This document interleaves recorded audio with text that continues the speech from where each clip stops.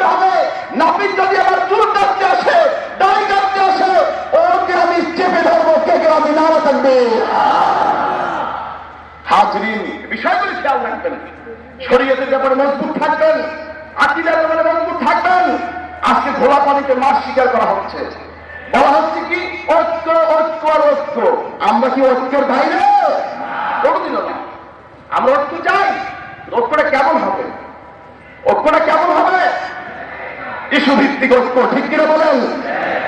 হাজির ভাইরা আমার, একটা বিষয় এসেছে, সবাই একমত হয়ে আমরা এই বিষয়টা উত্তর করি। যে বিষয়ে নামবো ওইটা নিয়ে আমরা কথা বলবো। হাজিরিন, এখন কি হচ্ছে, মত আপনার মতামত থাকবে, আবার তার সাথে ঐক্য হবে। কি এটা কি হতে পারে? কি হতে পারে? এটা সাংঘর্ষিক কথা, এটা সাংঘর্ষিক কথা। মতামত সহ ঐক্য, এটা সাংঘর্ষিক কথা। কারণ কথা হচ্ছে মতামত সহ অস্ত কি, ওনার মতকে আমি মানলেই মতামত মিলছি। কি কথা বল না? রসুলকে, রসুলের তো ভুল ধরছে, কোরআনের যে ভুল ধরছে, আল্লাহ যে ভুল ধরছে, ভাই আমার কোনদিন কি তার মতকে মেনে কি ঐক্য করা যাবে?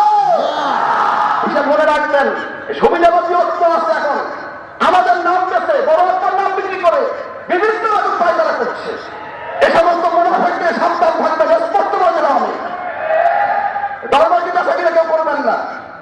কিভাবে দরবার চলবে, আদর্শ চলবে, তরিকা চলবে, আমার পীর আমাকে তালিম দিয়ে গেছে ইনশাআল্লাহ।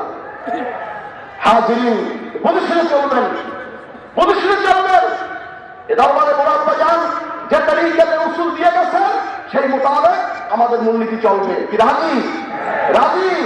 আল্লাহ কবুল করুন। আপনি খেয়াল রাখবেন, এলাকায় যাবেন, তালিম জলসা করবেন, বেশি বেশি তালিম পাঠাবেন। রাজি আছেন তো? দাওয়াত দিবেন। একটা তালিম জলসা হচ্ছে জমিয়তুল্লাহর নেতৃত্বে, দাওয়াত দিয়ে আরো 5 জনকে ডাকবেন, 5 জন করে নিয়ে আসবেন। হাজরিন, এভাবে করে আস্তে আস্তে যেখানে দাদা হুজুর করে বলেছেন, যেখানে আমার 3 জন মুরিদ আছে, সেখানে একটা সংগঠন করবে বাংলাদেশ জমিয়তে হিজবুল্লাহ, তালিমি সংগঠন। আপনারা সেই তালিমের ব্যবস্থা করবেন, নিয়মিত ওয়াজিফা করবেন, জিকির করবেন, তাসবিহ তাহলিল করবেন, কোরআন শরীফ তেলাওয়াত করবেন। কোরআন শরীফ তেলাওয়াত থেকে এখন দূরে সরে গেছে। আমাদের পীর ভাই আনিসা ধরেছে। আমি সকলকে হুকুম করছি, আপনারা কোরআন শরীফ তেলাওয়াত রেগুলার করার চেষ্টা করবেন। অল্প করেন, রেগুলার করবেন। কথা বলছেন কি বলছি? মাসলা মাসাইল, তরিকুল ইসলাম, ফতোয়া সিদ্দিকিয়া, ফতোয়া দারুস সুন্নাহ, মিনহাজ রাসূল, ওলিমা সালিহিন, হাদিয়া মাসনুনা, ফাদিলাতুদ দোয়া, এই সমস্ত বিশেষ কিতাবগুলি জরুরি ভিত্তিতে এগুলো পড়া দরকার। তালিমে মারিফাত, 4 তরিকার সাজনা, এই কিতাবগুলি রেগুলার করবেন। অল্প অল্প করে দৈনিক অল্প অল্প করবেন। দেখবেন পুরো বইটা পড়া হয়ে গেছে, পুরো বই জ্ঞান কিছুটা আপনার মধ্যে এসে গেছে। বলেন না আলহামদুলিল্লাহ। এটা খেয়াল রাখবেন, লেখাপড়া ছাড়া কিন্তু কোনো পথ নাই। বুড়া বয়সে লেখাপড়া করতে হয়, বুড়া বয়সে লেখাপড়া করতে হয়।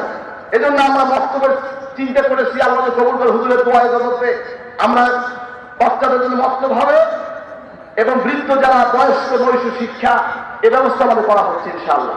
আল্লাহ কবুল করে আপনার সর্বত্র সহযোগিতা করবেন। দিনিয়া মাদ্রাসা আমাদের এখন মূল একটা রোল মডেল, ঠিক কিনা চান? দিনিয়াকে নিয়ে সামনে আগান।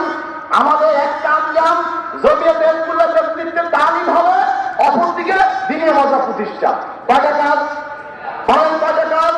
এটা আঙ্গুলে বলেন কয়টা কাজ? এই 2টা কাজ আমি দিলাম আপনাদেরকে। জমিয়তে হিজবুল্লাহ, তালিমি জলসা, আর একটা হচ্ছে দিনিয়া মাদ্রাসা। এই 2টা কাজ আমাদেরকে আঞ্জাম দিতে হবে এখন। এছাড়া এলমে দ্বীন সুন্নাত দেখবে না, ঠিক কিনা চান?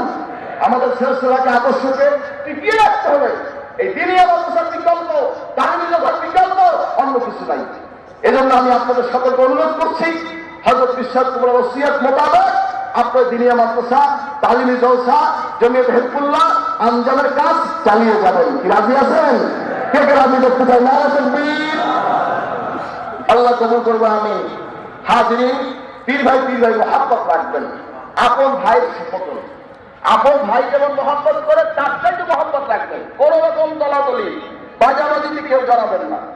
পরিষ্কার বলছি, কোন পীর ভাই কমিটি নিয়ে কোন দ্বন্দ্ব করবেন না। আপনারা মিলেমিশে চলবেন। যদি কোনো সমস্যা হয় কেন্দ্রে যোগাযোগ করবেন, আমরা এই বিষয়টা সুরাহার চেষ্টা করব। আল্লাহ কবুল করে ইনশাআল্লাহ। কথা বলছেন কি বলছি? এ নিয়ে প্রফেশনাল কোনো জ্ঞান বা কোন রকম দলাদলি সৃষ্টি করবেন না, খেয়াল রাখবেন। আর সকল মানুষকে সম্মান করবেন। কথা বলছেন, সে যে মানহাজি হোক তাকে নিয়ে আপনার গবেষণা করার দরকার নেই। যা গবেষণা করা দরকার দরবাসিং করা হবে। কি রাজি আছেন? আবার যাইয়া ভাই বলে উঠে বইয়ে ফেলছেন, কি কথা কান না কান, কি কথাটা বলেছিলেন?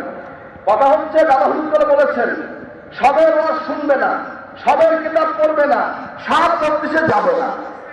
কি এ কথা কার? আমার না আমার প্রিয় মরহুমের দাদা হুজুরুল্লাহ সাহেব মোহাম্মদ সাহেব বলেছিলেন, বাবা সবের মজলিসে যাবে না, সবের রস শুনবে না, সবের কিতাব পড়বে না। ঠিক আছে? আমার যদি মিষ্টি, অন্যেরটা টক এটা বলবে না, আমারটা মিষ্টি, আমারটা খাও, আমারটা ভালো, বাস এতটুকু যথেষ্ট। কারণ সেটা সমালোচনা ডাইরেক্টলি আমাদের করার দরকার নেই, এছাড়া ইংরেজি বুঝাতে হয়, সেজন্য বলতে হয়। যাই হোক, আল্লাহ তাআলা আমাদের সকলকে আমল করতে আমিন। আসুন সকলে একবার তওবা করে নিই, গায়ে হাত দিয়ে বসুন, খালেদের তওবা করুন। আমার নামাজ পড়ি নাই, রোজা রাখি নাই, পর্দা করি নাই, গীবত করেছি, শিকায়ত করেছি, অন্যায় করেছি, আজকে খালেদের তওবা করবো, আল্লাহর জীবনে সব করে মাফ করবেন আমিন।